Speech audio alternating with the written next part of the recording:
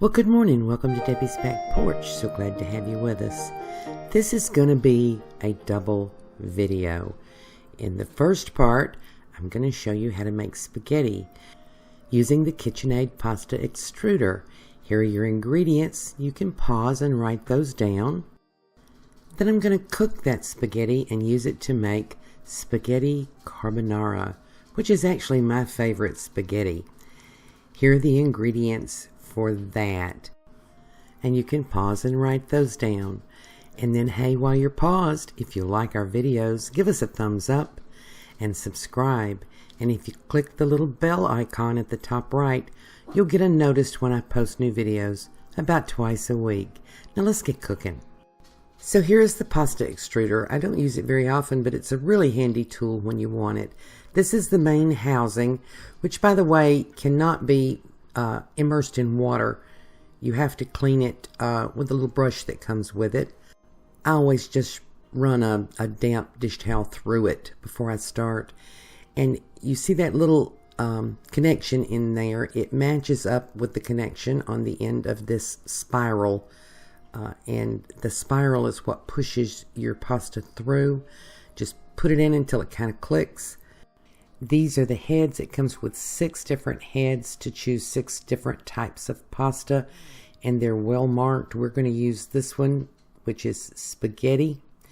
You see they're marked right there, and that just clicks in, and if you've got your spiral in right, then it'll click right in.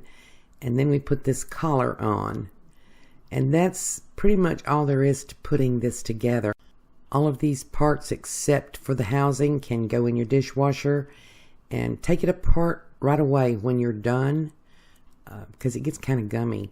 That's the little cutter that cuts your pasta, and when you buy this, it comes like this with one of the forms attached and 5 in this little case. And this is the pusher. You push the dough through with this, and you will need this because, and that one fits right down in there. The way it's shaped is just perfect to push it through. And you will need this because otherwise sometimes the pasta gets stuck because you have to get your pasta pretty dry to go through this. So let's talk a little about flour, because flour for pasta can get very confusing. This is semolina flour. If you use some of this, it improves your quality a little bit. You don't have to use it. Most recipes say you should use 00 pastry flour. Boy, that's expensive. I'm going to use mostly bread flour. I find that works because you want a lot of elasticity, unless you can find the 00 pastry flour. And I use a mixture, and I weigh it, even though we're going to add in water and flour as we go along. I'm going to start out weighing it, and I'm going to put in somewhere between a half a cup and a cup of the semolina. I don't think you have to be any more exact than that. And then I add more bread flour until I take it up to a total of 14 ounces. And that's just our starting amount. We'll add more flour or a little water based on how well it works and how well the gluten develops. I'll use bread flour from now on. The main thing you want is elasticity. You can use all-purpose flour. You get a little more elasticity if you use the bread flour because it's higher in gluten. If you buy the 00 pasta flour, that's the grind. It's an Italian way of grating flour. Doesn't really have anything to do with the protein content. And so I have found that using bread flour with a little semolina thrown in gives you a good texture for a good finished product. So I do recommend that you start this out by weighing. If you don't have a scale, 2.5 cups is a decent place to start, and you may just adjust as you go along. This is 1 ounce of oil, a teaspoonful of salt, 3 eggs, and I'll use some water, but I don't know how much yet. So I've got out my KitchenAid bowl, and I'm going to fluff this flour up a little bit and kind of make a well in the center. It's kind of hard to do that in the bowl. You know, you can do this by hand. Most people, lots and lots and lots of people make pasta by hand. my hands won't do it anymore. It's just too much kneading for me. So then I'm going to add my 3 eggs. I've beat them up a little bit. These are large eggs. If you don't have large eggs, use 4. Eggs are really important. Then I'm going to add the salt and this little bit of oil. Now, many pasta recipes don't call for oil. I have just found if you're using the extruder, the oil is helpful. And then we're just going to mix all this with the paddle. It doesn't have to be olive oil, by the way. You can use grapeseed oil or vegetable oil. Olive oil is just kind of traditional. And then we're going to mix it. And I'm mixing it until it's kind of grainy. And then I'm going to add just enough water, by about a tablespoonful at a time, until it pulls together in a dough. And let me try to explain this so that it doesn't sound too crazy.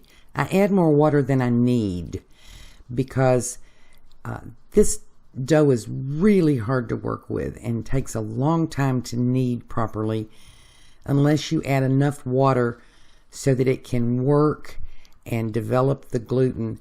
And then we'll add more flour in later, because if you get it too moist, it doesn't go through the extruder well. It'll go through, but what you get is sticky.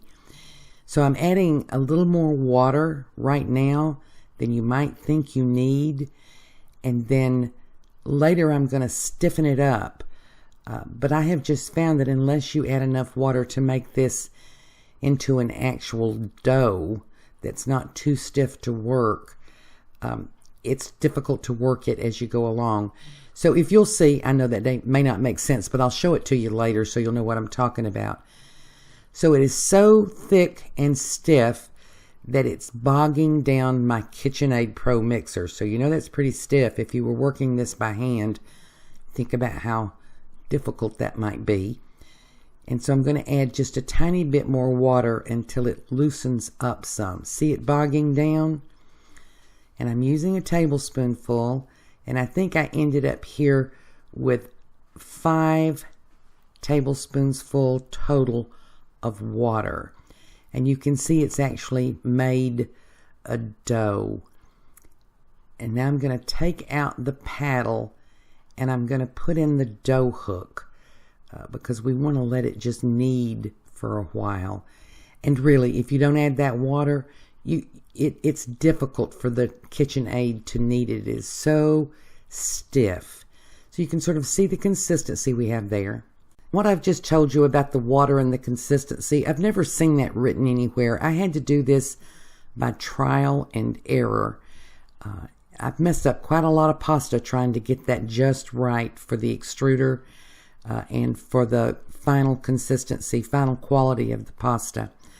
So here we go. We're going to knead this for a few minutes. And you will have to pull it up onto the dough hook a couple of times to get it started kneading right. It's still really stiff. You can see that, even though I added the 5 tablespoons full of water. So you kind of have to help it get started on the dough hook by pulling it up. And you want to knead it on speed 2. And I do this for about 6 minutes, which is more than most directions tell you. But you're going to put this through an extruder. So if you think about it, with regular pasta, when you run it through a pasta roller, it's getting extensive kneading as it goes through the roller. So I knead it a little bit more than the directions usually say to get that good gluten development. And when it comes out, you can see this is a fairly smooth, kind of soft, too soft actually for pasta, dough. And I'm going to knead it just a little bit more and stretch it and knead it, which is throwing it down and banging it up is kind of how I knead things. That's easier on the hands. But stretch and pull and throw it around and knead it. I do this for about a minute because I've given it a really good time on the dough hook. And then I'm going to form this into a ball. And I do keep a little flour here. I want to knead a little bit more flour into it as I go. Just get rough with it. Beat it up. I learned this kneading method, by the way, from Julia Child, from watching her old PBS series. And it's so much easier on the hands than your sort of traditional kneading method. And it's a lot more fun. So there we go. It's very pliable. Pinch it up. Make it into a ball. And now we're going to let this rest. I'm going to put it in a bowl and put a clean, slightly damp cloth on top. This will help it develop its gluten quickly. If you want to wait until tomorrow to make your spaghetti, wrap it in plastic and leave it in the fridge overnight. It'll be fine and it'll develop the gluten that way. So when it's finished, we'll start our extruder. So this attaches just as all KitchenAid accessories do into the hub. By the way, you can buy an extruder that's a standalone appliance if you want to do that. One reason I love having the KitchenAid though is because you can get these smaller attachments. So we're at the point where we're going to need to put some more flour, to work some more flour into our dough to make the final product not sticky. And I find it easier to cut it up first because it's just easier to handle.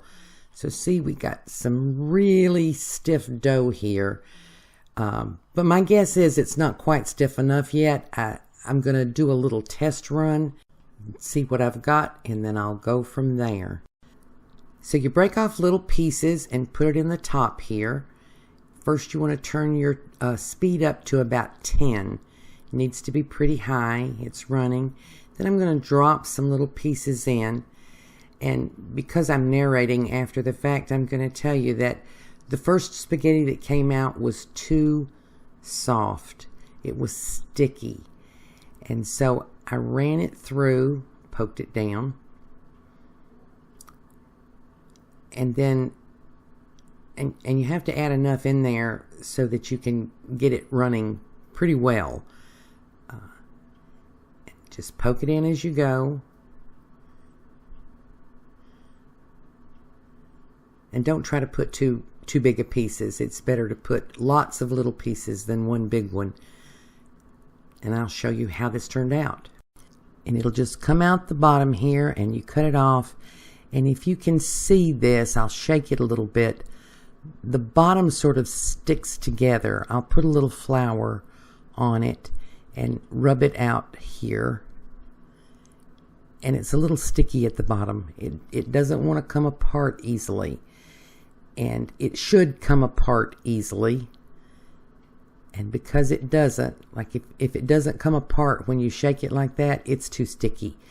I'm going to just put this back up into a ball and work some more flour into it and run it through again.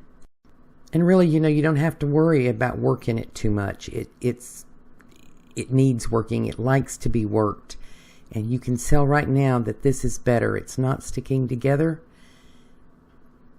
And so I'll know I need to work some more flour into the rest of my little dough balls.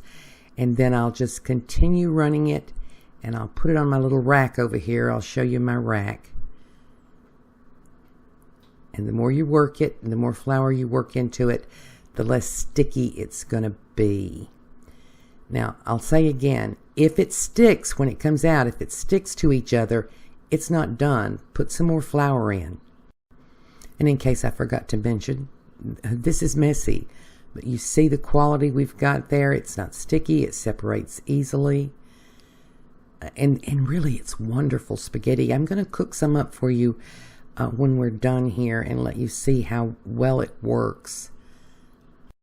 And let me not forget to tell you that different types of spaghetti using the extruder take a different speed. You can find the right speed in your KitchenAid manual, or you can find it online. Spaghetti takes 10, others take 4. I think macaroni takes 6. So check your speed.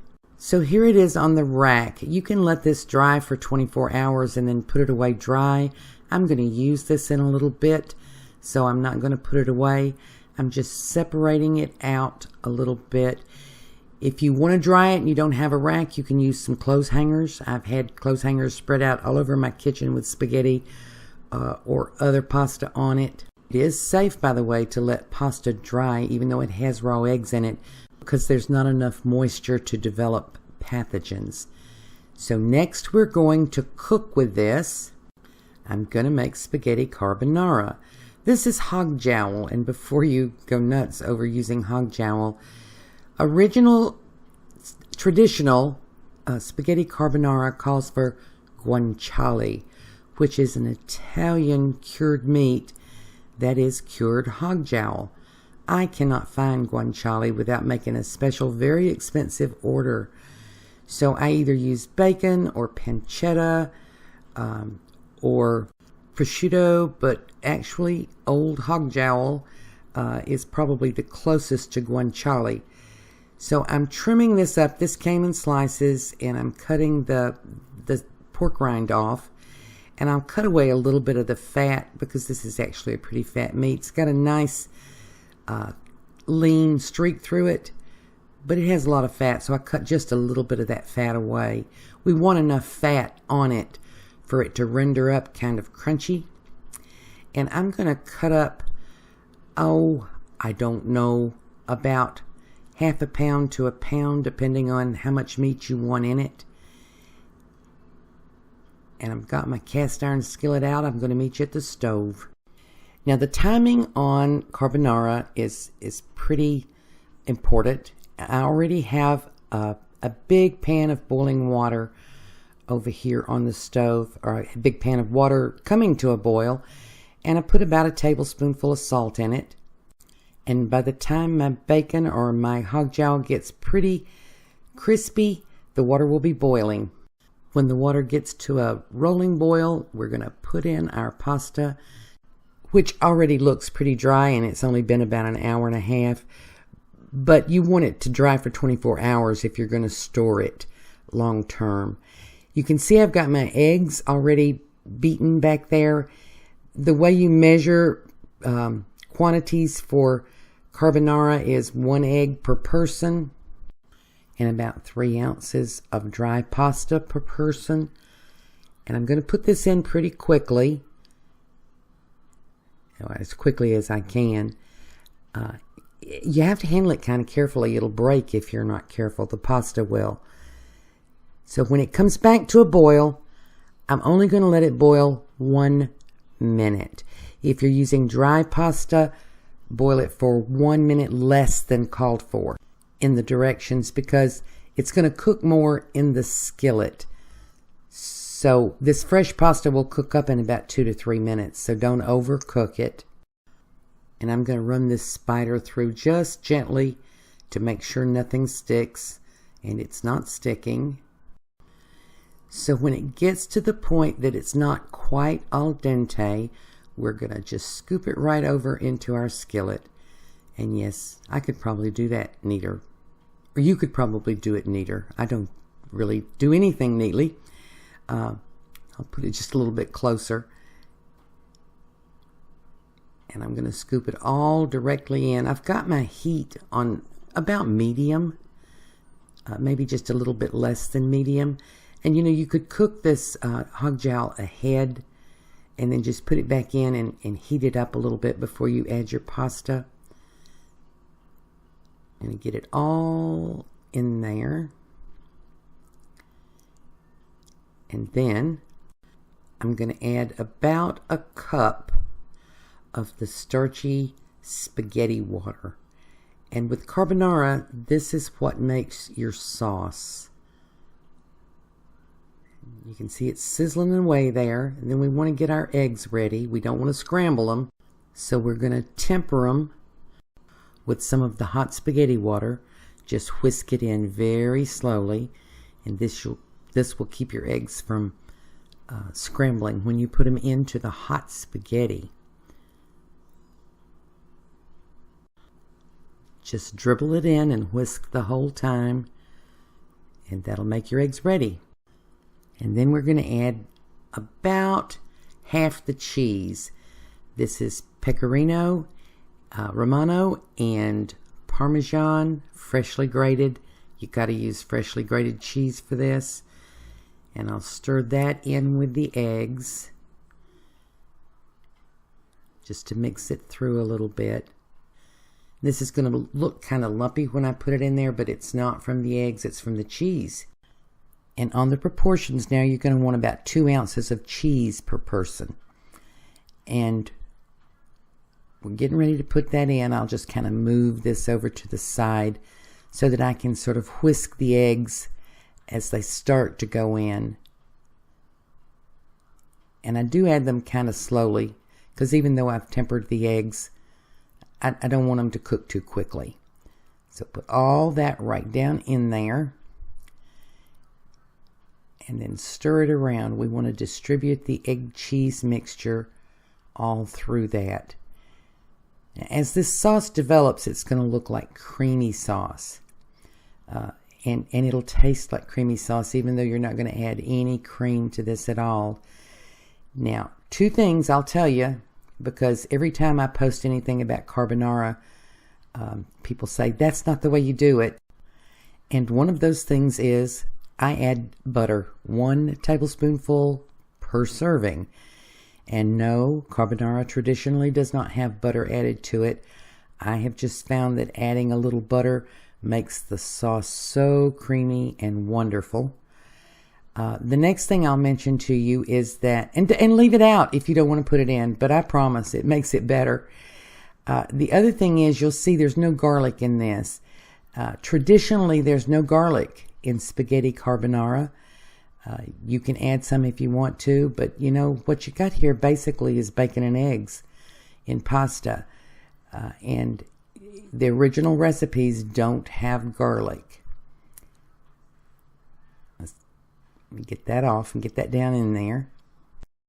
So if you were going to write me a comment and say, oh, you messed it up, you put butter in it, don't bother. I know it doesn't go in there, but it goes so well with this. And now pepper. You want to put a lot of black pepper in this. If you watch my videos, you know I usually use red pepper flakes instead of black pepper. This needs black pepper. Put in a lot. And you may want to add some salt, but taste it first, because the meat is salty, the cheese is salty. I did not add any salt to this, but taste the sauce and see if it needs salt. I'm adding now most of the rest of the cheese. I'm just going to let this sit here until that cheese melts, and we're going to plate this up. This needs to be served right away, and I had my plate in the oven staying warm. It's often served in a bowl, and you can heat your bowl up with a little hot water before you serve it. I had some little meatballs that I had cooked, and I put them on the side, and I can't wait to taste this, because this really is my favorite spaghetti dish. It's just so creamy. And see my wonderful spaghetti? See how well it stands up to the cooking? You're going to enjoy making this. You're going to enjoy eating it. And you know, if your family eats a lot of pasta, the extruder is a really good little accessory to use. As I say, if you don't have a KitchenAid, you can get a separate standalone appliance as an extruder. I hope you try this, and I hope you like it as much as I do. And I hope to see you again tomorrow.